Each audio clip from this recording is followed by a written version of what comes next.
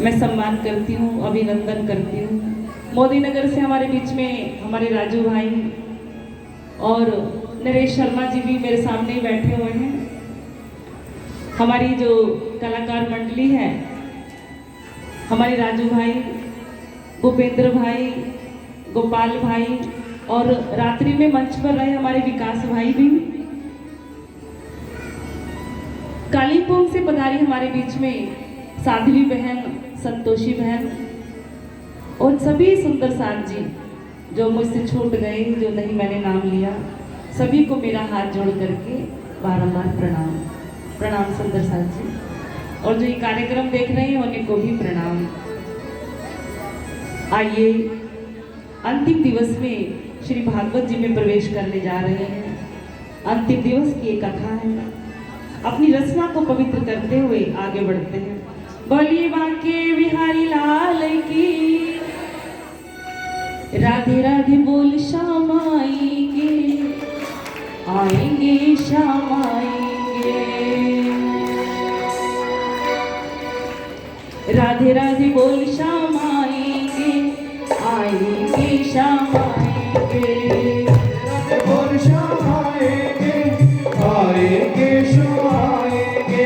किस किस को शाम को अपने यहाँ बुलाना है तो आज हृदय से, मन से उनका अभिवादन करते हुए और सभी मेरे साथ में गाते जाएंगे।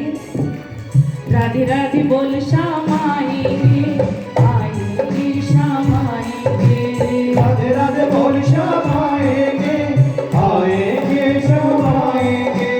वृंदावन कहाँ दूर है, बरसाना कहाँ दूर है। वृंदावन कहाँ दूर है, अरे बरसाना कहाँ दूर है। सब तेरी नजर का कसूर है। राधे राधे बोल श्याम आएंगे, आएंगे श्याम आएंगे। राधे राधे बोल श्याम आएंगे, आएंगे श्याम आएंगे। राधे राधे बोल श्याम आएंगे, आएंगे श्याम आएंगे। राधे राधे बोल श्याम आएंगे, आएंगे श्याम आएंगे।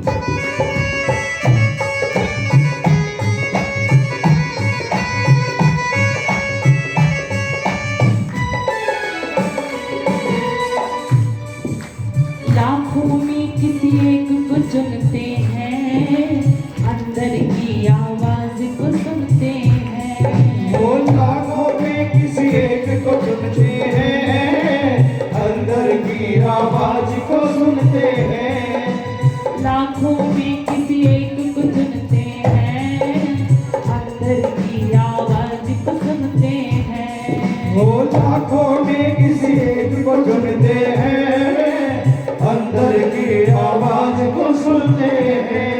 सब जान ले, पहचान ले, सब जान ले, पहचान ले। एक बार वो अपना मान ले, अपना मान ले, फिर आकर गले लगाएंगे। राधे राधे बोल श्याम आएंगे, आएंगे श्याम आएंगे। राधे राधे बोल श्याम आएंगे, आएंगे श्याम आएंगे। जय राधे, दोनों हाथ उठाते हुए।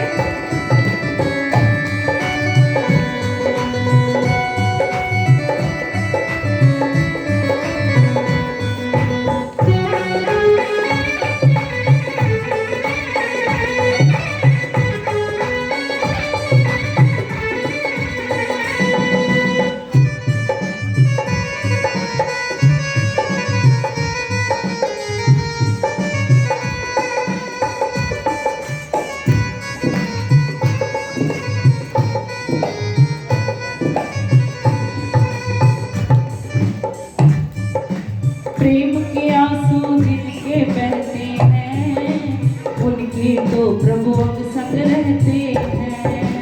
प्रेम के आंसू जिनके बहते हैं, उनके तो प्रभु हम संग रहते हैं। ओ प्रेम के आंसू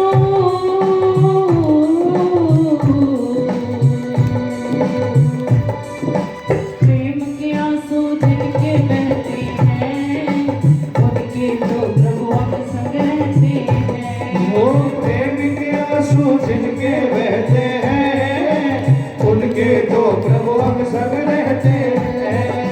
प्यासी हो प्रभु दासी हो, मैं प्यासी हो प्रभु दासी हो, राधा जो कि खासम खासी हो, राधा जी खासम खास हो, राधा जो कि खासम खासी हो, राधा जी खासम खास हो।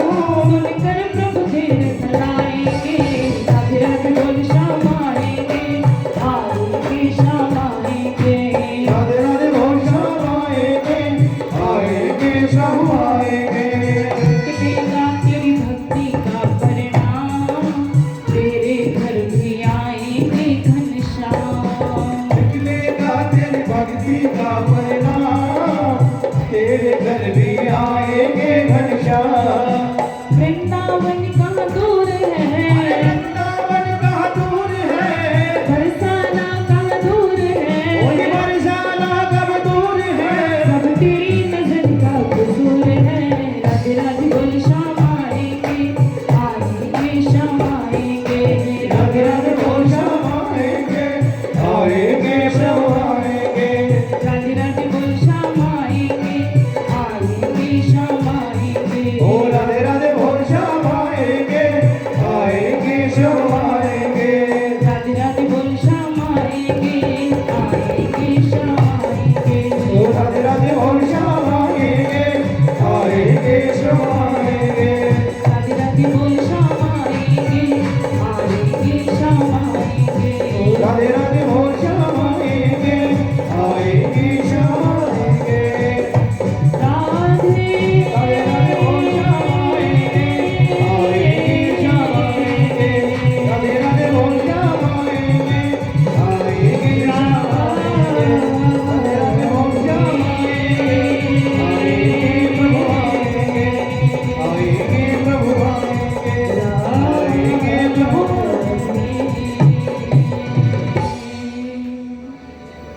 बोली राधा रानी सरकार की, भक्त वत्सल भगवान की, श्रीमद् भागवत महापुराण की।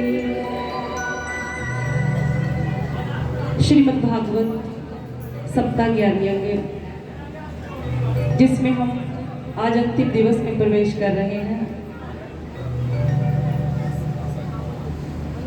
कल के प्रसंग में हमने द्वारिकाधीश का विवाह उत्सव मनाया और सभी ने आनंद भी लिया। वैकुंठाधिपति जो द्वारिका में भगवान विष्णु कृष्ण बनकर के आए, कृष्ण कृष्ण सब ही कहे, भेद न जाने कोई, नाम एक विध है सही, लीला तिरविध होए। एक भेद वैकुंठिका, दूजा है गोलोक, तीजा धाम अखंडिका, कहत पुराण विवेक। हम लोग दशम स्कंद से कृष्ण कृष्ण कृष्ण कृष्ण कृष्ण इसी नाम का श्रवण करते आ रहे हैं। और शायद हिंदू धर्म में कृष्ण को अधिकतर मानते भी हैं। कोई तो लड्डू गोपाल के रूप में ही मान रहा है। आजकल ज्यादा प्रचलन चल गया है कि लड्डू गोपाल को अपने घर में पधराते हैं और लड्डू गोपाल की घर घर में पूजा होती है। लड्डू गोपाल के रूप में ठाकुर जी को पधरा करके उनकी क्या की जाती है, सेवा की जाती है। तो प्रचलन चल गया है कृष्ण की पूजा का। पूजा तो सभी करते हैं कि भगवान कृष्ण हैं, चाहे लड्डू गोपाल के रूप में मान रहे हैं, कोई उनको रास बिहारी के रूप में मानता है, कोई बाकी बिहारी। वृंदावन का नियम बनाए रखा है कि हर महीना हर सप्ताह वृंदावन जाकर के बाकी बिहारी का ही दर्शन करते हैं। हम लोग मानते तो हैं लड्डू गोपाल के रूप में, बाकी बिहारी के रूप में, लेकिन प्रत्येक कार्य के पीछे कोई ना कोई कारण छिपा होता है। अब कहीं तो भूख लगती है, हम खाना भोजन करते हैं, अगर भूख ही ना लगे तो क्या भोजन करेंगे? तो ये कार्य उपस्थित हो जाता है। कौन सा कारण है कि भूख लगती है तो हम लोग भोजन करते हैं। अगर परमात्मा भूख ही ना लगाते, ये उधर ही ना होता तो कोई कार्य नहीं होता।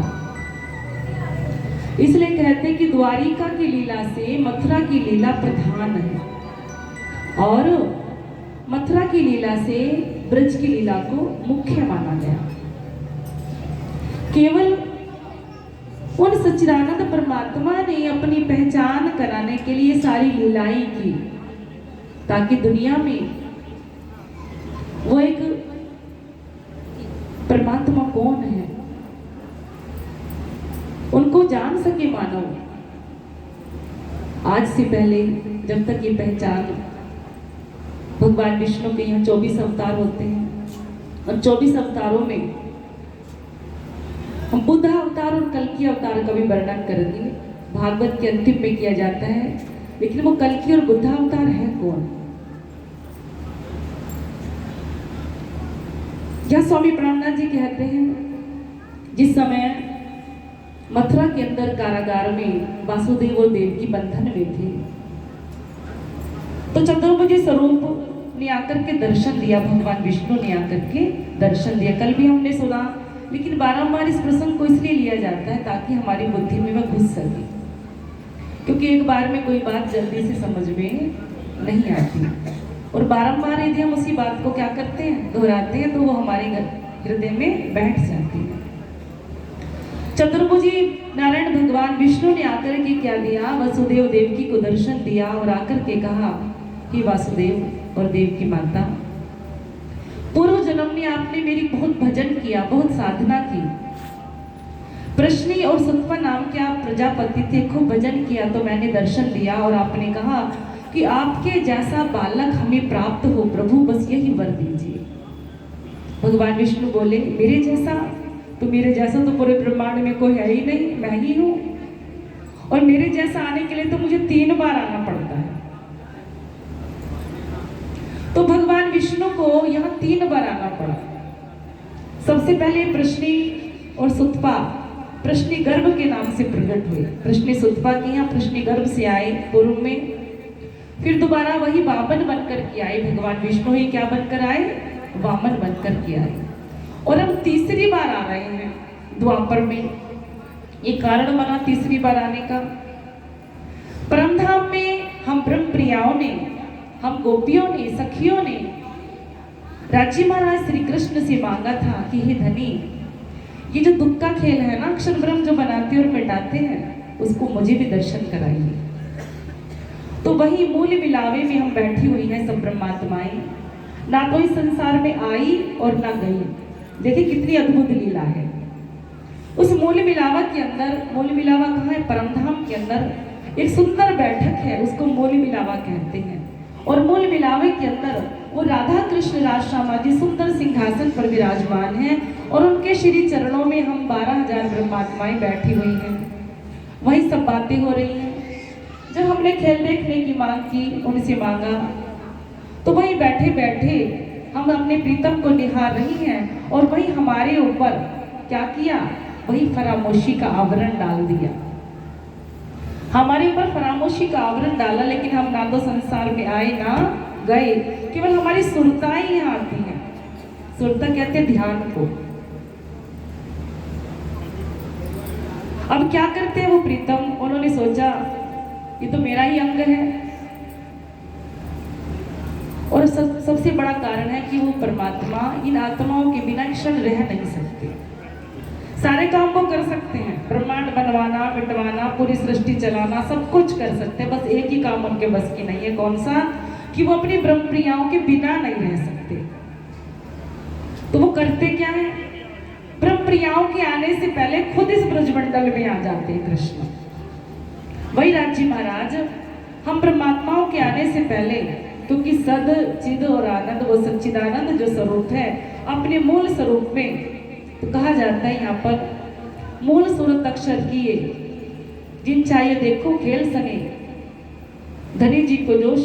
यहाँ पर धाम धनी राज्य महाराज का आवेश लेकर के प्रकट हो जाते हैं कहाँ पर, जिस समय चतुर्भुज स्वरूप ने आकर के दर्शन दिया और कहते देखो वसुदेव देवकी यहाँ पर दो भुजा स्वरूप प्रकट होगा, उसको लेकर के आप गोकुल में चले जाना और वहां योगमाया रूपी कन्या होगी, उसको लेकर चले आना। तो देखते देखते परमधाम से जब हमने परमात्मा से ये दुख का खेल देखने की लीला की, ये लीला मांगी, तो वे परमात्मा दो भुजा रूप में यहाँ पर प्रकट हो जाते हैं, आवेश रूप में। बोलो बांके बिहारी लाल की। तो परमात्मा किसी तन में नहीं आते। अब हम बोलते कि विष्णु के तन में आए, उन्होंने आके लीला की, नहीं, कहीं भी प्रमाण नहीं है इस बात का कि उन सच्चिदानंद परमात्मा ने विष्णु के तन में आके लीला की। कृष्ण नहीं अवतारी साधो, कृष्ण नहीं अवतारी, क्योंकि जो कृष्ण है ना वास्तव में सच्चिदानंद, उनका कहीं अवतार नहीं होता, वो गर्भ धारण नहीं करते, वो किसी तन में नहीं आते, वो तो स्वयं ब्रह्म है। सब सृष्टि पूरा ब्रह्मांड उनके अंदर समा जाता है, लेकिन वो किसी के अंदर आकर के समाते नहीं है। तो ऐसा समझ सकते हैं, जिस समय जो लोग भी तक पढ़ते भी हैं और सुनते भी हैं, जिस समय सदगुरु देवचंद्र जी महाराज खोज करने के लिए कच्छ की ओर जा रहे थे, तो रास्ते में उनको सिपाही वेश ने दर्शन दिया। तो किसी के तन में नहीं आए थे राज जी, वो आवेश स्वरूप था। तो आवेश स्वरूप भी, स्वरूप किसको कहते हैं, साक्षात दर्शन होते हैं, हूबहू वैसा ही दिखता है। तो आवेश का एक शरीर होता है। तो उस आवेश स्वरूप ने आकर के सदगुरु देवचंद्र जी को दर्शन दिया, किसी का तन की उन्होंने सहारा नहीं लिया, और सिपाही वेश में दर्शन देकर के सदगुरु देवचंद्र जी को पहचान कराई कि देखो मैं तुमसे दूर नहीं हूँ, तुम्हारे निकट ही हूँ, बस केवल तुमको मेरी पहचान करनी है। और मैं दर्शन दे करके वहां से अंतर ध्यान हो जाती है। इसी तरह से वो आवेश स्वरूप जो राजी महाराज का परमधाम में है, अक्षर की आत्मा और राजी का आवेश यहाँ इस कारागार के अंदर प्रकट हो जाता है। दो भुजा मुरली हस्तकम, दो भुजा रूप में वे आवेश स्वरूप प्रकट हो जाता है। बोलिए बांके बिहारी लाल की। और चतुर्भुज स्वरूप भगवान विष्णु ये बता करके कि दो भुजा स्वरूप जो प्रकट होगा साक्षात परमात्मा का, उसको तुम गोकुल ले जाना। तो वे आवेश स्वरूप प्रकट हो गया और भगवान विष्णु वहां से अंतर ध्यान हो जाते हैं। वसुदेव गोकुल ले चले ताई न कहियो अवतार, सो तो नहीं इन हद का खट लीला है पार। अब वसुदेव जी ने जिस स्वरूप को अपने सिर पर धारण किया वो कोई और नहीं है, सो तो नहीं इन हद का खट लीला है पार। वो पार में रहने वाले जो पूर्ण ब्रह्म परमात्मा है, उन्हीं की आवेश स्वरूप है। उसको लेकर के चले जाते हैं कहाँ, नंदगांव। और वहां जाकर के गोकुल में जब लेकर के जाते हैं, वहां क्या देखा, योगमाया रूपी कन्या थी, उसको उठा ले आते हैं और जो स्वरूप था साक्षात राज्य का, उसको वहां पर लेटा देते हैं। तो पूरे ब्रजमंडल में समाचार फैल जाता है कि वास्तव में वो कौन प्रकट हुई, नंद के आनंद भयो।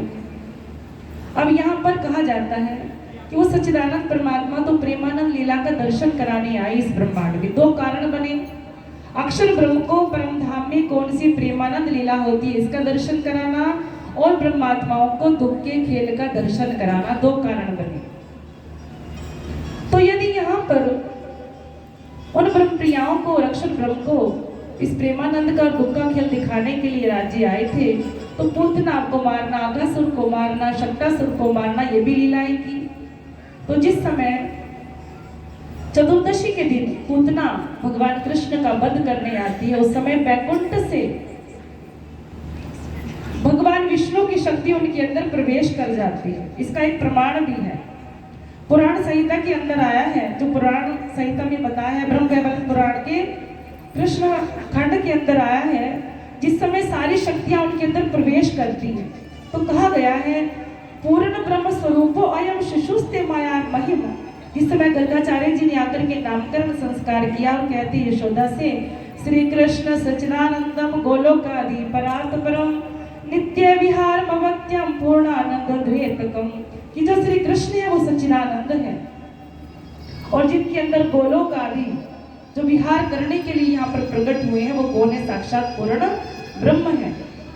आगत्य भार हरणम करता धाता च सेविता, जो यहाँ पर इस संसार में प्रकट हुए हैं। और उनके अंदर कौन कौन आकर के विराजमान हो गए, देखिए जो बालक प्रकट हुआ है यहाँ पर, उनके अंदर कौन कौन शक्तियां आ जाती हैं। अभी तो आवेश स्वरूप ही थे राजी महाराज, अक्षर की आत्मा थी, लेकिन अब देवी देवताओं ने सोचा कि साक्षात परमात्मा यहाँ इस ब्रजमंडल में आए हैं, तो क्यों ना हम भी उसको लाभ को ले लें।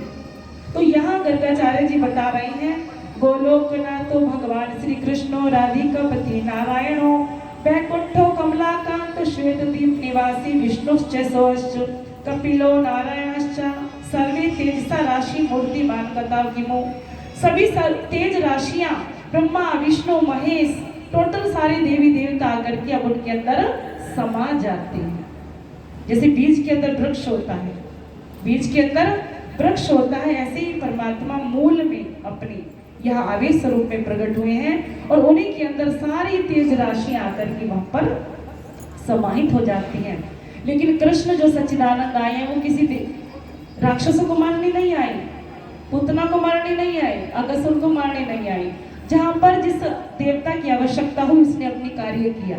पूतना आई, अब पूतना के आने का कारण राजा बलि की कन्या थी, रत्नावली नाम की राजा बलि की कन्या थी। और जिस समय वामन बनकर के भगवान विष्णु पहुंचे तो उनका सुंदर रूप देखकर के उनके मन में अभिलाषा हुई, काश ऐसा मेरा भी बालक होता और उसको मैं स्तनपान कराती। लेकिन जैसे ही वामन ने अपना आकार बढ़ाना शुरू किया और आकार बढ़ा करके तीनों लोगों की भूमि को नाप लिया, तब उनके मन में अभिलाषा हुई, अब मैं इसको मार डालूंगी क्योंकि इसने मेरे पिता के साथ में छल किया है। बोलो राधे राधे। तो वही रत्नावली यहाँ पर पूतना बनी थी जिसने विष्णु से बदला लेने की कामना की थी। तो यहाँ पर विष्णु भी उनके अंदर है, भगवान कृष्ण। उस समय विष्णु की शक्ति ने वह कार्य किया, पुतना को मारा, अगसुर को मारा, बकासुर को मारा, शक्तासुर को मारा। तो सच्चिदानंद परमात्मा उस समय लीला नहीं करते, उनके अंदर जो शक्तियां विद्यमान हैं समय समय पर उन शक्तियों ने वह कार्य किया। लेकिन वो तो केवल प्रेमानंद देने के लिए इस ब्रह्मांड में आई। अक्षर को जो परमधाम के अंदर दिव्य भूमि में प्रेम और इश्क की जो लीलाएं होती हैं, उन प्रेम और इश्क की लीलाओं का दर्शन कराने के लिए इस ब्रजमंडल में वो प्रकट हुए। 11 वर्ष और 52 दिन तापीची पहुंचे वृंदावन, तहाँ जाए के बेन बजाई सखिया सबे लई बुलाई। जिन्होंने 11 साल और 52 दिन तक लीला की। अब वो सच्चिदानंद परमात्मा ने 11 साल 52 दिन लीला की। 52वें दिन उन्होंने क्या किया, 52वें दिन बंशी बजाकर के हम सभी परमात्माओं को रास रमण कराया। और जब देखा है तो सब खो गए हैं, आए थे दुख का खेल देखने के लिए, लेकिन इसी रास मंडल में खो गए। तब क्या किया, अपना जोश खींच लेते, अपना आवेश खींच लिया, तो ही अक्षर की आत्मा जाग करके उठ जाती है। कौन बन कौन सखी कौन हम, यो चौक के फिर आतम। तब पहचान कराते कि देखो जो तुम प्रेमानंद लीला का दर्शन कर रहे थे वही लीला परमधाम की असल लीला है। और दोबारा से फिर वह दर्शन करा करके उनको अखंड कर देते हैं। जो योग माया का ब्रह्मांड जो केवल धाम में उपस्थित है, वह लीला आज भी ज्यों के त्यों चल रही है। और संसार में जो आपको देखने में आती है व्यवहारिक लीला, जब तक व्यवहार में आता है तो व्यवहारिक लीला, और जब यह लीला का समापन करते हैं तो वही लीला वहां अखंड रूप में चलती रहती है। बोलो कृष्ण कन्हैया लाल। तो सच्चिदानंद परमात्मा ने आकर के 11 साल लीला की, 11 साल 52 दिन, केवल इसी को मूल मान करके सच्चिदानंद परमात्मा की आराधना की जाती है। उन कृष्ण तत्व को जान करके यहाँ श्री कृष्ण प्रणामी संप्रदाय के अंदर केवल 11 साल और 52 दिन वाले जो कृष्ण हैं, जिसको ब्रजवासी कृष्ण कहते हैं, जिनको राजी महाराज भी कहते हैं, उन्हीं को पूर्ण ब्रह्म कहा है। तो 11 साल 52 दिन वाले जो सच्चिदानंद परमात्मा कृष्ण है, उन्हीं को हम लोग मानते हैं, क्योंकि वही पूर्ण ब्रह्म है, वही परम तत्व है। कृष्णात् परम की मपी तत्व में महम न जाने, उन कृष्ण से परे कोई तत्व है ही नहीं। अब इनकी आगे की जो लीलाएं चलती हैं, मथुरा की लीला 4 दिन की, और उसके बाद में 112 साल की लीला जो चलती है द्वारिका में, तो उनका भी कारण गोलोक धाम से गोलोकीनाथ कृष्ण का भी शक्ति उनके अंदर विराजमान था, क्योंकि शंखचूड़ का वध किया था। शंखचूड़ कौन थे? वही श्री दामा नाम के द्वारपाल, जिनको राधा रानी ने शाप दिया था। तो 7 दिन गोकुल में जो लीला किए, शंखचूड़ का उद्धार किसने किया? गोलोकीनाथ कृष्ण ने किया। तो उनको भी इनके अंदर आना पड़ा, उन्होंने भी आकर के लीला की। मथुरा में कंस को मारना, वसुदेव देवकी को बंधन से छुड़ाना, और ये लीला करने के बाद में वे गोलोक धाम लौट जाते हैं। अब यहाँ से आए जरासंध मथुरा खेड़ी सही, तब कृष्ण को अति चिंता भई, यूं याद करती आया विचार, कृष्ण विष्णु में भय निर्धार। यहाँ से लेकर के विष्णु की लीला प्रारंभ हो जाती है, जिस समय नंद बाबा को अपना मोर मुकुट मुरली सब उतार करके दे देते हैं और राजसी वस्त्र धारण करते हैं, तब से भगवान विष्णु की शक्ति इनके अंदर विराजमान हो जाती है। क्योंकि शिशुपाल का जब वध करते हैं, उनकी जोत निकल करके बैकुंठ जाती है। बैकुंठ में उस समय भगवान विष्णु नहीं थे, लौट करके फिर उन्हीं के अंदर समा जाती है। 4 व्यू होते हैं भगवान विष्णु के अंदर, अनिरुद्ध, प्रद्युम्न, संकर्षण और वासुदेव। तो यह वासुदेव की शक्ति आती है ब्रज में, और संपूर्ण शक्ति 3 वही रहती है बैकुंठ में, अनिरुद्ध, प्रद्युम्न और संकर्षण। जिस समय जरासंध युद्ध के लिए आते हैं, उस समय वो तीनों शक्तियां भी बैकुंठ से इनके अंदर प्रवेश कर जाती हैं। पूरा बैकुंठ से पूरे भगवान विष्णु प्रकट हो जाते हैं, और राजी महाराज की लीला केवल 11 साल और 52 दिन तक की लीला है। वह लीला करके क्षण मात्र के लिए परम धाम में जागृत होते। बोलो बांके बिहारी लाल की। आइए द्वारिका में भगवान विष्णु की जो लीला, जिन्होंने रुक्मणी के साथ में विवाह किया, इनके आने का भी कारण था। द्वारिका के अंदर जिस समय भगवान विष्णु का रुक्मणी के साथ में विवाह हुआ, तो एक समय की बात है, जिस समय भगवान विष्णु निरंतर ध्यान में बैठे रहते हैं, तो लक्ष्मी ने पूछा, प्रभु आप किसका ध्यान करते हैं, किसका चिंतन करते हैं? मैं तो आप ही को मानती हूँ, किस ब्रह्मांड के कर्ता धर्ता आप ही हैं, आप ही ईश्वर हैं, आपके अलावा किसी को जाना नहीं। कहा, देवी 14 लोकों के अंतर्गत की कोई भी बात मुझसे पूछो, बस यही मत पूछना मैं किसका ध्यान लगाता हूँ। अब कोई स्त्री से कोई पति बात छिपाए तो उसको अच्छा नहीं लगेगा, सोचेगी मुझसे प्रेम नहीं करते इसलिए बात छिपाते हैं। आप मुझसे प्रेम नहीं करते इसलिए बात छिपाते हैं, बारंबार मना करते हैं। क्योंकि भगवान विष्णु भी उस आनंद को अनुभव तो करते हैं, लेकिन उसकी पूर्ण पहचान उनको भी नहीं। तो भगवान विष्णु ने बारंबार मना किया। लक्ष्मी जब पूछती जा रही हैं, तो कहा, देवी कुछ भी पूछो, बस यही मत पूछना। तो डर दिखाया, अगर नहीं बताएंगे तो तब करने चले जाऊंगी, तो ऐसा नहीं करोगे तो वैसा कर लूंगी, तो मेरे ऊपर दया आ जाएगी। लक्ष्मी ने कहा, अगर आप नहीं बताएंगे तो मैं तब करने के लिए चली जाऊंगी। कहा, देवी अच्छे काम में देर नहीं करना चाहिए, तब करना है तो करो, अच्छा काम है करो। अच्छा, तो मेरे ऊपर दया नहीं आ रही, तो केतुमाल पर्वत पर 7 कल्प तपस्या लक्ष्मी ने की। 7 कल्प जब बीत जाते हैं, तब करते करते तो क्षीर सागर जो लक्ष्मी के पिता है भगवान विष्णु के पास में गए और जाकर के कहा, प्रभु पूरे ब्रह्मांड में अग्नि की लपटें उठ रही हैं तप के कारण, अब तो आप दया कर दीजिए लक्ष्मी के ऊपर। तो भगवान विष्णु को साथ लेकर के जाते हैं। भगवान विष्णु ने कहा, देवी चलो वापस लौट चलो। फिर वही प्रश्न उठता है, प्रभु मेरे मन में एक ही बात है, आप किसका ध्यान लगाते हैं, आप किसको ध्याते हो ये बताइए। का देवी अभी तो आपने 7 कल्प तप किया है, ऐसे ऐसे अगर 21 कल्प भी तप करोगी तो मेरे मुख से एक शब्द बाहर नहीं निकलेगा। तो पैरों में गिर जाती है, चरणों में गिर जाते हैं, प्रभु कुछ तो बताइए। तब भगवान विष्णु कहते हैं, चलो अगर आप चाहती हैं कि मेरे मुख से एक शब्द निकले, तो द्वापर में जब मैं कृष्ण बन के आऊंगा और तुम रुक्मणी। तो भगवान विष्णु ब्रज में नहीं बने और ना ही मथुरा में, द्वारिका में। द्वारिका में आने का भगवान विष्णु का यही कारण था कि रुक्मणी ने प्रश्न किया था कि आप किसका ध्यान लगाते। बोलो बांके बिहारी लाल की।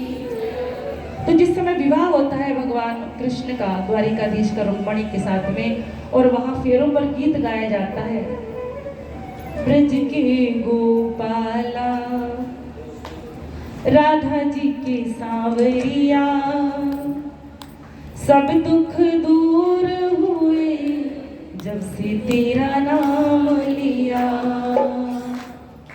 ब्रज के गोपाला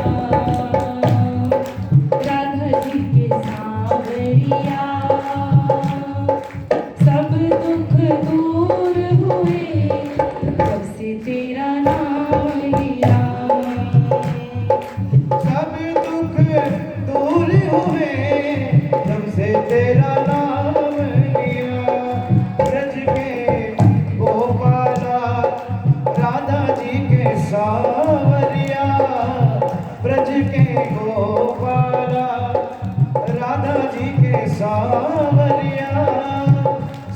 दुख दूर हुए जब से तेरा नाम लिया, सब दुख दूर हुए जब से तेरा नाम लिया।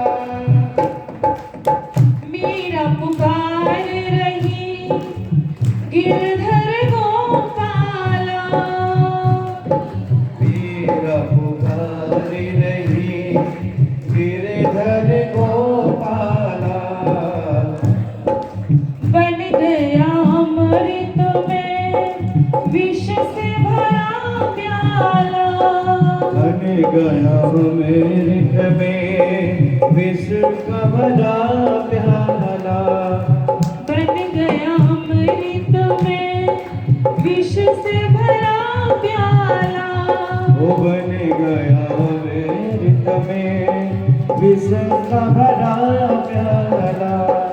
उसको कौन मार सके, उसको कौन मार सके, जिसने तेरा नाम लिया, उसको कौन मार सके, जिसने तेरा नाम लिया, सब दुख दूर हुए जब से तेरा नाम लिया। ओ सभी दुख दूर हुए जब से तेरा नाम लिया।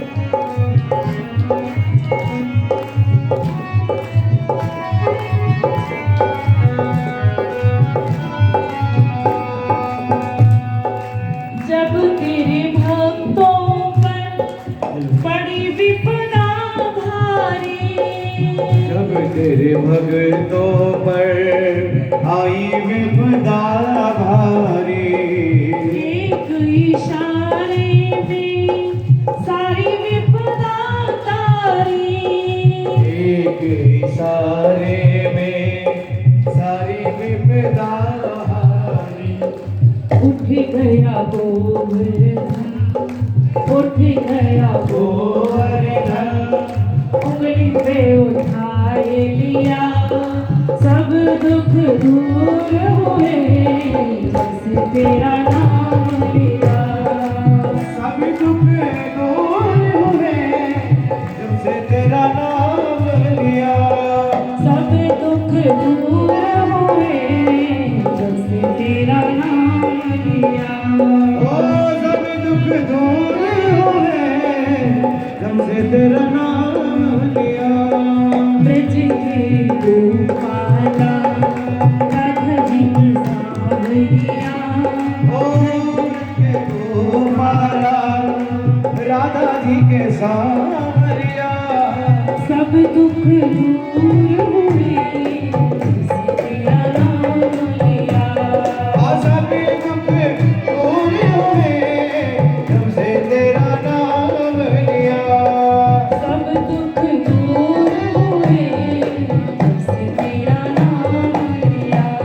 ओ सभी दुख दूर हुए जब से तेरा नाम लिया। बोल राधे राधे। तो ऐसे द्वारिकाधीश जो हमेशा उन सच्चिदानंद परमात्मा श्री कृष्ण के ही ध्यान में लगे रहते हैं, लेकिन वास्तव में उनका नाम स्वरूप लीला, यहाँ तक कि लक्ष्मी भी वे पात्र नहीं है। लक्ष्मी ने भी 7 कल्प तप किया, लेकिन उन सच्चिदानंद ब्रह्म के बारे में जान न पाई, वास्तव में उनका स्वरूप क्या है, उनकी कौन सी लीलाएं हैं, कौन सा आनंद है, उनका वास्तविक पहचान क्या है, लेकिन लक्ष्मी भी उसको जान नहीं पाई। यही इस द्वापर युग की लीला का जब अंत होता है और कलयुग के अंदर जिसमें भगवान विष्णु के 24 अवतारों का वर्णन किया गया, उन 24 अवतारों में बुद्ध निष्कलंक अवतार का भी वर्णन आता है। बोलो बांके बिहारी लाल की। किसका वर्णन आता है? बुद्धा और कल्कि अवतार। तो देखिए, ब्रज के अंदर लीला करते करते हम ब्रह्मात्माओं ने उस दुख का क्षणिक अनुभव तो किया, जिस समय सच्चिदानंद परमात्मा ने हम बड़ी प्रियाओं को रास के माध्यम से परमधाम की प्रेमानंद लीला का दर्शन कराया। लेकिन मन में जो भाव लेकर के आए थे, वास्तव में संसार में जो दुख है अभी उसका पूर्ण रूपेण अनुभव नहीं हुआ। कृष्ण अंतर ध्यान भी हुए, लेकिन फिर से हमें दर्शन देकर के प्रेम के सागर में भिगो दिया। क्षण मात्र के लिए परमधाम में जागृत हो जाती हैं, तो फिर हम अपने प्रीतम से कहती है, धनी आप तो कहते थे अलग अलग घर होंगे, अलग अलग गांव, अलग अलग देश में तुम जाओगी, कोई स्त्री बनोगी, कोई पुरुष बनोगी, कोई किसी देव की पूजा करोगी, कोई किसी की करोगी, लेकिन हे प्रीतम ऐसा तो हमने वहां कुछ देखा नहीं, क्योंकि ब्रज में आकर भी हम कृष्ण को पूर्ण रूप से पहचान नहीं पाई और उनकी पहचान न हो पाई। तो भी तीसरा ब्रह्मांड, पहला ब्रह्मांड ब्रज का, दूसरा ब्रह्मांड रास का, और ये तीसरा जो ब्रह्मांड है जिसको हम जागने का ब्रह्मांड कहते हैं, इस जागने के ब्रह्मांड में अब क्या करते हैं वो सच्चिदानंद परमात्मा, उन्हीं की अलादनीय शक्ति जो श्यामा है वो सतगुरु बनकर किया। बोलिए सतगुरु महाराज की। भगवान विष्णु जिनका विवाह रुक्मणी के साथ में हुआ, केवल रुक्मणी नहीं, उनकी 8 पटरानियां थी। ये 8 पटरानियां क्या है? अष्टधा प्रकृति। जो अष्टधा प्रकृति है, ये भगवान प्रकृति जो है वो भगवान के वश में होती है। और वेदों के जो मंत्र हैं, उपासना कांड की जो 16,000 मंत्र हैं, कर्म कांड, ज्ञान कांड और उपासना कांड, तो उपासना कांड के जो 16,000 मंत्र हैं वही 16,000 रानियां बन करके यहाँ पर आई हैं। तो 16,108 रानियों को यहाँ पर वर्णन किया जाता है। समय कम है तो हम लोग आगे बढ़ते हैं। भगवान कृष्ण ने गृहस्थ जीवन के माध्यम से हम सभी प्राणियों को ये संदेश दिया है, गृहस्थ में रहो लेकिन फंसो मत, आसक्त मत हो। जैसे कृष्ण 16,108 रानियों के साथ में रहते हैं, प्रत्येक के साथ में दिखाई भी देते हैं, लेकिन किसी के साथ में आसक्त नहीं है। गृहस्थ में रहते हुए कर से कर्म करो निधाना, और मन राखो जहाँ कृपा निधाना। हाथों से कर्म करो, पैरों से करो, आंखों से करो, लेकिन मन किसको दो? गोविंद को दो। मन में केवल परमात्मा को रखो। भगवान कहते हैं मन को घर में मत रखो, मन में मुझे रखो। जिस समय हम मन में गोविंद को रख लेते हैं, मन में जब परमात्मा को रख लेते हैं, तो ये आसक्ति का बंधन कट जाता है और हम जाकर के उन्हीं परमात्मा में एकाकार हो जाते हैं। लेकिन जिस समय यही मन इस संसार के विषयों का चिंतन करता जाता है, तो यही क्या बन जाता है? बंधन का कारण बन जाता है, और बार बार जन्म, बार बार मरण, इससे कोई छुड़ा नहीं सकता। और इस जन्म मरण के चक्र से छुड़ाने के लिए क्या करते हैं? इन विषयों की आसक्ति को त्यागना पड़ता है, और इन विषयों की आसक्ति को त्याग करने के लिए हमें सतगुरु की आवश्यकता होती है। एक बार यदु घूमते हुए जा रहे थे जंगल में, तो उनको दत्तात्रेय भगवान का दर्शन हुआ। तो दत्तात्रेय जी को देखते कि वो हष्ट पुष्ट मुद्रा में एक जंगल में लेटे हुए हैं। बोलो बांके बिहारी लाल की। दत्तात्रेय जी को देख करके उन्होंने कहा कि प्रभु आपको किसी की चिंता नहीं है, जंगल में भी इतना हष्ट पुष्ट और स्वस्थ दिख रहे हैं। तो दत्तात्रेय ने कहा कि मुझे किसी प्रकार की चिंता नहीं, क्योंकि मैंने अपने मन को गोविंद के चरणों में लगा दिया है, और मैंने अपने जीवन में 28 गुरु बनाए। कितना गुरु बनाए? 28 गुरु। और गुरु बनाकर के प्रत्येक गुरु से मैंने शिक्षा ग्रहण की है। तो भागवत से हमें ये शिक्षा मिलती है कि हमें अपने जीवन में गुरु धारण करना चाहिए। पग पग पर गुरु की जरूरत होती है। इसी तरह से अध्यात्म में भी आगे बढ़ने के लिए हमें सतगुरु की जरूरत है। तो भागवत हमें भक्ति से मिलाती है, भक्त से मिलाती है, सदगुरु से मिलाती है, और फिर भगवान से मिला देती है। जिसमें उन्होंने कन्या को गुरु बनाया, कबूतर को गुरु बनाया, अजगर को गुरु बनाया। तो इसी प्रकार 28 गुरुओं का वर्णन आता है। कन्या को एक दो का मैं वर्णन करके आपको कन्या को क्यों गुरु बनाया, जिस समय कुछ अतिथि कन्या के घर आए थे तो वे भोजन बना रही थी, हाथों में चूड़ियां पहन के रखी है, भोजन बना रही है, बाहर मेहमान बैठे हुए हैं तो चूड़ियां बजती है जो भोजन बना रही है। बाहर अतिथि बैठे हुए हैं, कन्या ने सोचा अगर मैं चूड़ियां पहन करके भोजन बनाऊंगी तो उनको पता चल जाएगा कि ये घर में कुछ कर रही है। तो उसने अपनी एक एक चूड़ियां उतार दी, फिर भी वह बजती रही, फिर और उतार देती है, फिर भी बजती है, दो दो चूड़ियां रखी, फिर एक एक उतार देती है, एक एक चूड़ियां हाथ में रखी, तो वो अब बजती नहीं है। भोजन बनाकर के ग्रहण कराया। तो कहा जाता है कि साधना में जब आगे बढ़ता है ये भक्त, तो इसको सबको साथ लेकर के नहीं बढ़ना है। अर्थात अगर हम सोचेंगे अभी भजन करना है, कथा सुनने जाना है, ध्यान करना है, चिंतवानी करनी है, तो चलो सबको साथ लेकर के चलेंगे, तो सबको साथ लेकर के चलेंगे तो भी वो बजते रहेंगे, तो भी काम नहीं बनेगा। उसमें से एक दो को छोड़ देंगे, दो को ही साथ लेकर के सोचेंगे चलो पति पत्नी बैठ करके भजन कर लेते हैं, पति पत्नी मिलकर के क्या करेंगे, साधना करेंगे, तो भी क्या होगा, तो भी भजन नहीं होता। तो भक्ति मार्ग में, साधना मार्ग में व्यक्ति को अकेले अकेले बढ़ना पड़ता है, किसी को साथ लेने की आवश्यकता नहीं होती, क्योंकि ना तो एक दूसरे का विचार मिलता है, ना ही व्यवहार मिलता है। तो अकेले अकेले साधना में बढ़ना पड़ता है, इसलिए कन्या को गुरु बनाया। सबसे पहला गुरु होती है जीवन में माँ, जो बच्चे को जन्म देती है, फिर पिता जो पालन करते हैं। स्कूल में बच्चा जाता है शिक्षा लेने के लिए, तो वह भी गुरु है। स्कूल में शिक्षा की प्राप्त में अगर वह आगे बढ़ता है तो कहीं ना कहीं गुरु उसको जरूरत होती है, कोई काम सीखता है तो भी गुरु चाहिए। तो पग पग पर गुरु की जरूरत होती है, लेकिन हम यह नहीं सोचते हैं कि हमें मनुष्य जीवन प्राप्त करके कोई भी काम करना होता है तो गुरु चाहिए। लेकिन जब भक्ति करते हैं तो बिना गुरु के ही करते हैं। चाहे हम किसी भी देवी देवता की भक्ति करें, कुछ भी जीवन में साधना करें, तो क्या वह गुरु के बिना संभव होगा? इसलिए हमें अध्यात्म मार्ग में भी आगे बढ़ने के लिए क्या चाहिए, सदगुरु चाहिए। क्या चाहिए? तो इसलिए सदगुरु, वो श्यामा महारानी परम धाम से इस ब्रह्मांड के अंदर सदगुरु बन करके आई। बोलो बांके बिहारी लाल की। आनंद ही आनंद बरसाया बलिहारी ऐसे सदगुरु। वो राधा रानी इस संसार के अंदर, इस ब्रह्मांड के अंदर वो परमात्मा कौन है, उनका स्वरूप क्या है, उनकी लीलाएं क्या है, जिसको संसार जान ही नहीं रहा है, तो वे श्यामा महारानी को उन सच्चिदानंद परमात्मा ने क्या बना करके भेजा, सदगुरु बना करके भेजा। और भागवत में जिसको कहा है बुद्धावतार।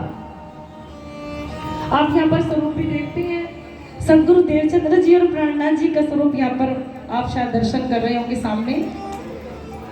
देवचंद्र जी और प्राणनाथ जी का स्वरूप है, वही देवचंद्र जी महाराज को एक बुद्धा स्वरूप कहा है, बुद्धा अवतार। और वह कौन है? वो कोई साधारण नहीं है। तो सदगुरु देवचंद्र जी महाराज के अंदर कौन विराजमान है? साक्षात श्यामा महारानी है। और श्यामा जी की अंग ही हम सब आत्माएं हैं। तो सबसे पहले उन सच्चिदानंद परमात्मा ने इस संसार में श्यामा जी को सतगुरु बना करके भेजा। और वो भी जब इस संसार में सदगुरु बन के आए, लेकिन उन्होंने भी आकर के पहले खोज की, उस परमात्मा को जानने के लिए लीला की, और उन्होंने भी पग पग पर गुरु धारण किया। पग पग पर उन्होंने भी गुरु धारण करना पड़ा। 14 साल निष्ठा मत भागवत श्रवण की, और भागवत श्रवण करने के बाद तब जाकर के उन सच्चिदानंद परमात्मा ने उन पर कृपा की और अपनी पहचान कराई। उसी श्रृंखला में आगे स्वामी प्राणनाथ जी महाराज, जिनको कल्कि अवतार कहा है, 24वां अवतार जिसको कल्कि अवतार माना गया है, साक्षात ये कहिए कि वो कृष्ण ही यहाँ पर प्राणनाथ के रूप में प्रकट हो गए। वंदे कृष्ण वंदे जगत गुरु, वो कृष्ण ही साक्षात इस पूरे ब्रह्मांड के गुरु रूप में प्रकट हो गए, स्वामी प्राणनाथ जी के रूप में यहाँ प्रकट हो जाते। लेकिन यदि वो प्राणनाथ बनकर के आए तो भी उनको गुरु की जरूरत पड़ी। तो उन्होंने सदगुरु देवचंद्र जी को अपना क्या माना, गुरु धारण करके, और उस आत्म ज्ञान की पहचान करके जीवन में आगे बढ़ते हैं। तो यह संसार में कोई देवी देवता हो या मानव हो, हर किसी को यहाँ पर गुरु की आवश्यकता होती है। इसलिए हमारा कर्तव्य होता है, हम लोग भी भक्ति मार्ग में आगे बढ़ते हैं तो जीवन में क्या करें, सदगुरु का जीवन में आश्रय लेकर के बढ़े। बोलो कृष्ण कन्हैया लाल की। भगवान कृष्ण के परम मित्र हैं, जानते कौन है, क्या नाम है उनका, सुदामा। क्या नाम है, सुदामा। सुदामा का नाम तो सभी ने सुना है। तो परम मित्र सुदामा जी, ऐसी मित्रता कहा जाता है कि सुख में मित्र के घर जाए लेकिन विपत्ति में ना जाए। विपत्ति में मित्र के यहाँ जाना नहीं चाहिए। तो सुदामा सुंदर मन रूपी रस्सी जिसने गोविंद के चरणों में बांध दिया है, उसी को सुदामा कहा गया। सुदामा गरीब है, 5 घर से भिक्षा मांग करके लाते हैं और उसी से अपना जीवन यापन करते हैं। उनकी पत्नी का नाम है सुशीला। सुदामा जी की पत्नी सुशीला है, जीवन यापन कर रहे हैं, ज्ञान में निपुण है, कर्म कांडी है, लेकिन हर क्षण माला से जाप चलता रहता है, कृष्ण कृष्ण नाम का उच्चारण हर समय होता है। तो यहाँ बहुत ही सुंदर वर्णन किया है भागवतकार ने कि देखो, गरीब में और दरिद्र में अंतर होता है। सुदामा जी को गरीब तो कहा है लेकिन भिखारी नहीं कहा। ब्राह्मण जो है वो दान तो मांगते हैं लेकिन भीख नहीं मांगते। भीख मांगने में और दान मांगने में अंतर होता है। अब जैसे आप मंदिर में आप देखते हैं, चाहे कोई पंडित हो चाहे कोई संत हो, आपसे सेवा के लिए कहा जाता है तो ये मत समझिए वो भीख मांग रहे हैं। वो क्या होता है, दान होता है। उस दान के द्वारा जो आपका दान जो धन है वो पुरुषार्थ में खर्च हो जाए। इसी तरह से ब्राह्मण लोग क्या मांगते, भिक्षा मांगते हैं, दान मांगते हैं, लेकिन भीख नहीं मांगते। सुदामा जी गरीब हैं, 5 घर जाकर के जो भिक्षा मिल जाती है उसी से अपना जीवन यापन करते हैं। लेकिन जब आए संतोष धन, सब धन धूल समान। उनके जीवन में परई संतोष है। और कैसा संतोष, किसी को तो परमात्मा ने इतना दिया है, करोड़ों की संपत्ति घर में है, कोई कमी नहीं है, लेकिन जिस समय दान की बारी आती है तो 1 रुपया भी उसके हाथ से छूटता नहीं है। तो वह उसको कहा जाता है दरिद्र। दरिद्र जानते किसको कहते हैं, घर में खूब भरा पड़ा है, परमात्मा ने देने में कमी नहीं रखी, लेकिन दान जब बारी आती है करने की तो उसके हाथ से 1 रुपया नहीं छूटता। तो उससे बड़ा दरिद्र कोई नहीं है। सुदामा जी गरीब हैं, 5 घर से भिक्षा मांग करके लाते, उसी से जीवन यापन करते, लेकिन दरिद्र नहीं है।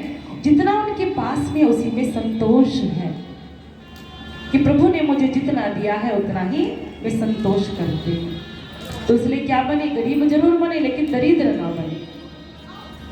दरिद्र बार बार मरता है और गरीब केवल एक बार मरता है। क्योंकि जो दरिद्र होता है वह सोचता है इतना खर्च कर दूंगा तो इतना ऐसा हो जाएगा, बारंबार उसी बात में क्या होता है, वह खोया रहता है। लेकिन जो परमात्मा के चिंतन में रह करके उनका भजन करता है, उसके पास में कुछ हो या ना हो, चाहे वह गरीब ही क्यों ना हो, लेकिन जीवन में क्या होता है, संतोष होता है। एक दिन सुशीला ने कहा, पतिदेव जो द्वारिकाधीश है ना, आपके मित्र है ना, तो जैसे सुना द्वारिकाधीश उनके मित्र हैं, बड़े प्रसन्न हो जाते हैं, खुश हो जाते हैं। अरे क्या बात की तूने, वो तो मेरा लंगोटिया यार है। वो कृष्ण जो द्वारिकाधीश है ना, वो तो मेरा लंगोटिया यार है, तू क्या जाने उसके बारे में। अच्छा, जब आपके वो यार हैं तो क्या आपका कभी मन नहीं करता उससे मिलने का। और सुदामा जी ने बोले, देवी मन तो बड़ा करता है लेकिन मैं गरीब हूँ ना। कहा जाता है मित्र के घर जाए तो कुछ उपहार लेके जाना चाहिए। भगवान के मंदिर में, मित्र के पास, गुरुजनों के पास, डॉक्टर के भी पास कुछ क्या लेके जाना चाहिए, पैसा, रुपया। का मित्र है ना मेरा, बचपन का सखा है, खाली हाथ जाऊंगा, कुछ है नहीं पास में, तो देवी जब मेरा मन करता है तो आंखें बंद करके क्या कर लेता हूँ, भजन कर लेता हूँ। लेकिन मैं वहाँ नहीं जाता। कर लो, घर में कुछ खाने को नहीं है, कुछ भिक्षा मांग करके लाते, उसी से जीवन यापन हो रहा है, अब क्या करें। तो सुशीला ने कहा देखो, आप मन से तो भजन कर लेते, लेकिन पति जब शरीर से कोई कर्म करता है तो पत्नी भी उसकी आधी अधिकारी हो जाती है। पत्नी पति के कर्म की आधी अधिकारी कब होती है? जब वह शरीर से कर्म करता है। जब तक आप चल कर के अपने भगवान के पास, मित्र के पास नहीं जाओगे, तब तक मुझे भी लाभ नहीं मिलेगा। इसलिए मेरी इच्छा है आप शरीर के द्वारा चल कर के उनका दर्शन करके आए, ताकि मैं भी उसका लाभ ले पाऊं। पति जो कमाता है उसकी आय का आधा फल किसको प्राप्त होता है? जो कर्म करता है, पत्नी को भी प्राप्त होता है। अब सुदामा जी ने सोचा देवी चला तो जाऊंगा, लेकिन मेरे पास तो कुछ भी नहीं है, क्या उपहार लेकर के जाऊं? आप चिंता मत करो, उसका प्रबंध मैं कर दूंगी। तो 5 घर से भिक्षा मांग करके लाती, 5 मुट्ठी चावल लेकर के आई सुशीला, और 5 मुट्ठी चावल ला करके 5 जगह से सिले हुए कपड़े में उसको बांध देती है। 5 मुट्ठी चावल जो अलग अलग घर से आया है, जानते कैसा है? कोई सफ़ेद है, कोई पीला है, कोई बड़ा है, कोई छोटा है, अलग अलग घर का अलग अलग चावल। उसको फटे हुए चितले में बांध दिया सुशीला ने और दे देती, जाइए इसको लेकर के आप चले जाइए। तो लेकर के चल देते हैं सुदामा जी। सुदामा जी की दशा कैसी है? धोती भी फटी हुई है, शरीर एकदम दुबला पतला, सिर पर पगड़ी भी नहीं है, पैरों में चप्पल भी नहीं है, और चल देते हैं भगवान से मिलने के लिए। जाना था द्वारिका, पहुंच गई काशी। पहले रेल भी नहीं चलती थी, गाड़ी भी नहीं थी, बस भी नहीं थी, तो पैदल यात्रा करनी पड़ती है। तो पहुंच जाते हैं।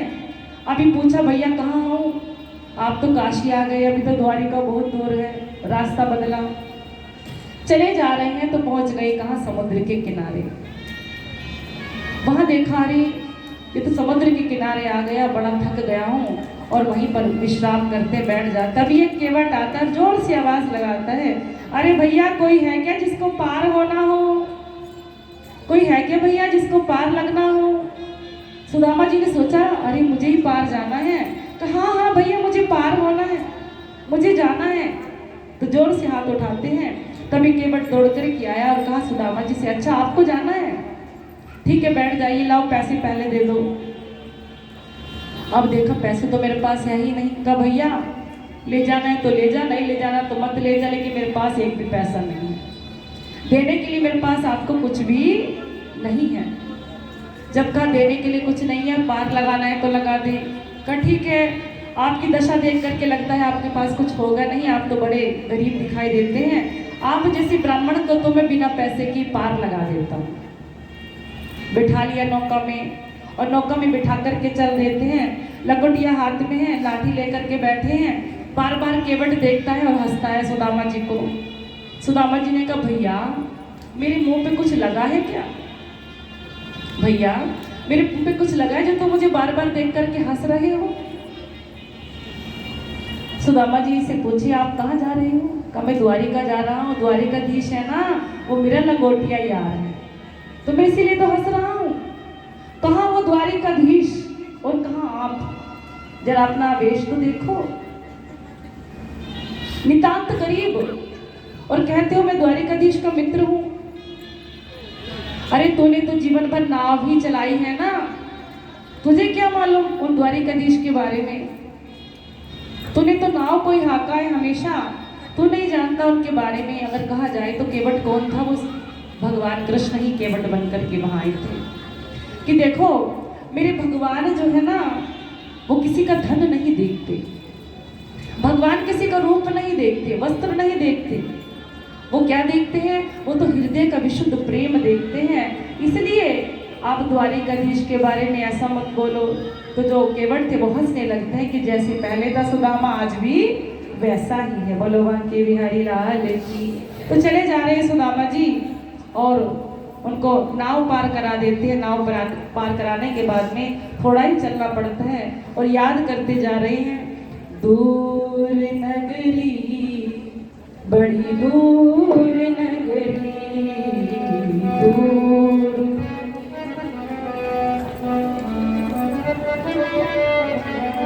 कैसे आऊं मैं कन्हाई, कैसे आऊं मैं कन्हाई, बड़ी दूर नगरी, दूर नगरी, बड़ी दूर नगरी, दूर नगरी, बड़ी दूर नगरी। कैसे आऊं मैं कन्हैया, कैसे आऊं मैं कन्हैया, तेरी गोकुल नगरी, बड़ी दूर नगरी, दूर नगरी, बड़ी दूर नगरी। दोनों हाथों को उठा करके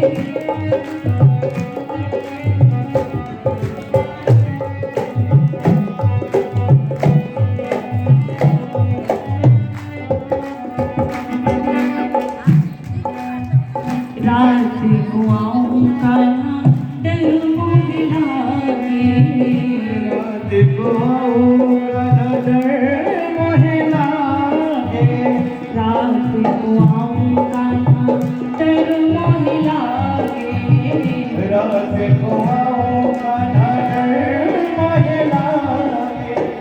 दिन को आऊं तो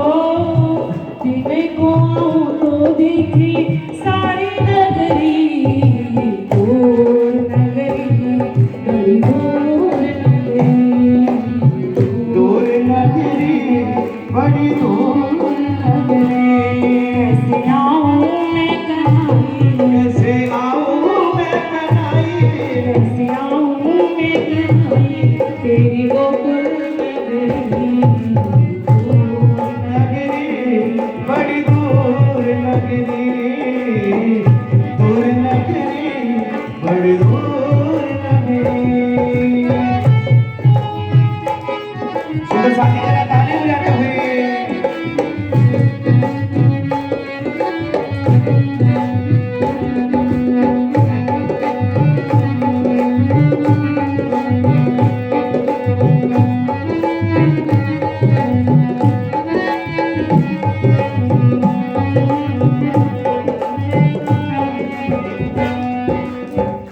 धीरे चलो तो कान्हा कमजोरी लचके, धीरे चलो तो कान्हा कमर लचके। किस किस को चलना है कान्हा से मिलने, खड़े हो जाए। धीरे चलो तो कान्हा कमजोरी लचके, धीरे चलो कान्हा कमर लचके। झटपट चलो तो छलकाए नगरी, दूर नगरी, बड़ी दूर नगरी, आए दूर नगरी, बड़ी दूर नगरी। कैसे आऊं मैं कन्हैया, ओ कैसे आऊं मैं कन्हैया, तेरी गोकुल नगरी, दूर नगरी, दूर नगरी, हाँ दूर नगरी, बड़ी दूर नगरी।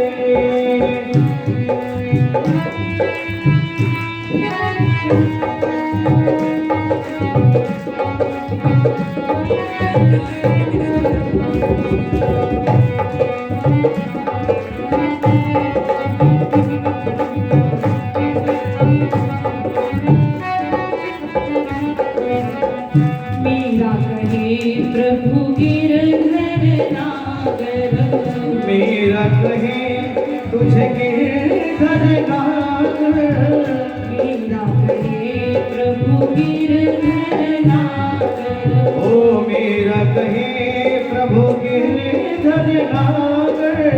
तू मेरी दर्शुनीरा, तू मेरी दर्शुनीरा, हो गई नगरी, दूर नगरी, दूर नगरी, और दूर नगरी, बड़ी दूर नगरी।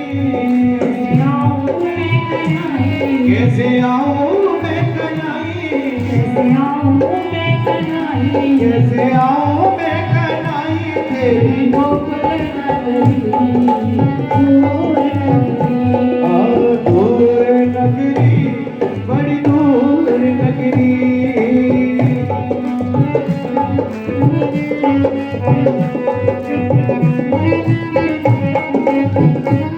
बोलो कृष्ण कन्हैया लाल की।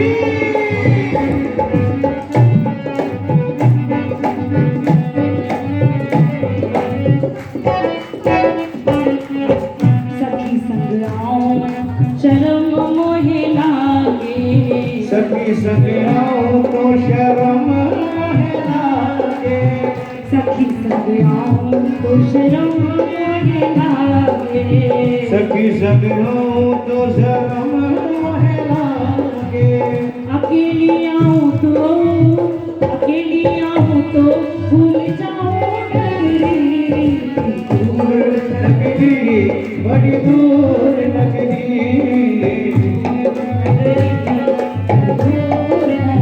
ओ कैसे आऊं मैं कनाई, कैसे आऊं मैं कनाई तेरी गोकुल नगरी, दूर नगरी, दूर नगरी बड़ी दूर नगरी, दूर नगरी बड़ी दूर नगरी, दूर नगरी बड़ी दूर नगरी। बड़ी राधा की सरकार की जय हो। अब तो ढूंढते ढूंढते सुदामा जी पहुंच ही जाते हैं कहाँ, द्वारिका। बोला द्वारिकाधीश भगवान की जय हो। तो कहाँ पहुंच गए, द्वारिका में पहुंच गए। और वहां जो द्वारपाल खड़े हुए थे उनसे कहा, भैया कि यही द्वारिका नगरी? हाँ भैया यही द्वारिका नगरी है, आपको किससे मिलना है? किससे क्या मिलना है? मुझे तो द्वारिकाधीश से ही मिलना है जो मेरे बचपन के मित्र हैं। तो देखिए कहीं कहीं प्रसंग आता है कि द्वारपाल सुदामा जी को ऐसे गिरा देते, लेकिन ऐसा होता नहीं, क्योंकि वे तो बड़े भगवान के पार्षद भी भगवान के जैसे ही होते हैं। तो गरीब ब्राह्मण को देख करके तुरंत पहुंच जाते हैं। अभी भोजन करके विश्राम भी करने जा रहे थे द्वारिकाधीश, और जाकर के कहते हैं, आपसे एक गरीब ब्राह्मण मिलने के लिए आया है प्रभु। उनकी दशा बताते हैं, शीश पगा न जगा तन पे, शीश पगा न जगा तन पे, प्रभु जाने के आही बसो कोई ग्रामा, धोती फटी सी लटी दुपटी, अरुपाई उपासे की नहीं सामा, द्वार खड़ो द्विज दुर्बल एक, रहियो चकिसो वसुधा भी रामा, पूछत दीन दयाल को नाम, बतावत अपनो नाम सुदामा, बतावत अपनो नाम सुदामा। शीश पगा न जगा तन पे, कि हे प्रभु, ना तो उसके शीश पे पगड़ी है, धोती भी फटी हुई, लकुटी सी माने टेढ़ी मेढ़ी लकुटी है, और पाँव में भी क्या है, फटे हुए हैं, विवाही आई है पाँव में भी, ऐसी दशा। और उसका अपना नाम क्या बताते हैं, सुदामा। जैसे ही कहा सुदामा, भगवान अभी पौड़ने के लिए जा रहे थे, तुरंत उठ करके खड़े हो जाते हैं। दुपट्टा कहीं गिरता है, मुकुट कहीं गिरता है, और 7 द्वार पार करके, द्वारिका में जो 7 द्वार हैं, उन द्वार को पार कर सीधे द्वार पर, अंतिम द्वार पर पहुंच जाते हैं। बोले कृष्ण कन्हैया लाल की। और जाकर के सुदामा को गले लगा लेते हैं। आंखों से अश्रुधारा बहने लगती है कि मेरा परम मित्र, बचपन का मित्र मुझसे मिलने के लिए आए हैं, और अपने आप को भी भूल जाते हैं भगवान। जूता पहनना भी भूल जाते हैं, पटका भी नीचे गिर जाता है। जैसे भगवान के मंदिर में हम लोग जाते हैं ना बिना चप्पल जूता पहने, ऐसे भगवान भी भक्त के लिए जब आते हैं तो उनको भी सुध नहीं रहती, जूता चप्पल कुछ नहीं पहनते और दौड़े चले आते हैं, और बड़े प्रेम से गले में हाथ डाल कर के लाकर अपने सिंहासन पर उनको बिठा देते हैं। रुक्मणी आदि देवियां सब देख रही हैं, जो उनकी पत्नियां हैं, ये कौन है? भगवान ने जिसको इतना मान दिया, ये ब्राह्मण। पता चलता है बचपन के मित्र हैं सुदामा। एक थाल लेकर के आती हैं उनके चरण धोने के लिए, क्योंकि जब पति देव सेवा में लगे हैं तो पत्नियां तो आगे आगे भागने लगती हैं। पति जब सेवा में लगते हैं तो पत्नियां भी। देख सुदामा की दीन दशा, तो क्या दशा भगवान की होती है सुदामा जी को देख करके। देख सुदामा की दीन दशा, करुणानिधि करुणा कर रोए,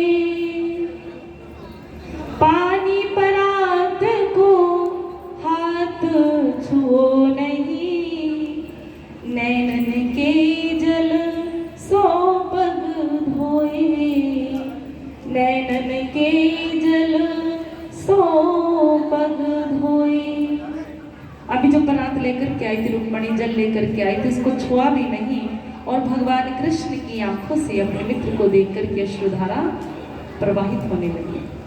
और जब पैर धोते हैं तो क्या देखते हैं, उनके पैरों में बीमारियां पड़ी हुई हैं, कांटे लगे हुए हैं, अपने मुख से उसको निकालने लगते हैं।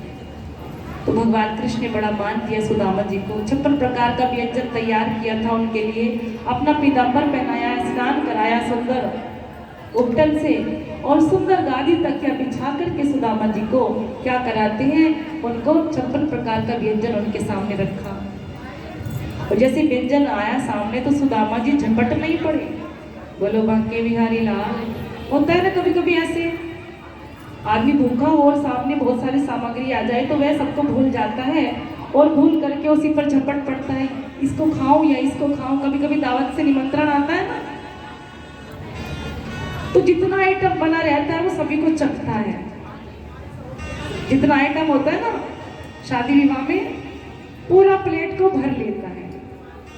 पेट में चाहे बाद में कुछ भी होता रहे, लेकिन जितना बना है वो सभी खाना है। लेकिन सुदामा जी के सामने भी 56 प्रकार का व्यंजन रखा हुआ है, सुदामा जी ने छुआ नहीं। और क्या कहते हैं, देखो मित्र, मैं तो 2 रोटी टिक्कड़ सुबह खाता हूँ और 2 टिक्कड़ शाम को खाता हूँ और भजन करता हूँ कृष्ण नाम का। और इतना सारा व्यंजन अगर मैं खाऊंगा तो पेट खराब हो जाएगा, भजन भी नहीं हो पाएगा, स्वस्थ भी नहीं रहूंगा, भजन कैसे करूंगा। तो कृष्ण ने कहा देखो मित्र, अगर मुझे भोग लगा के खाएगा तो तेरा पेट खराब नहीं होगा।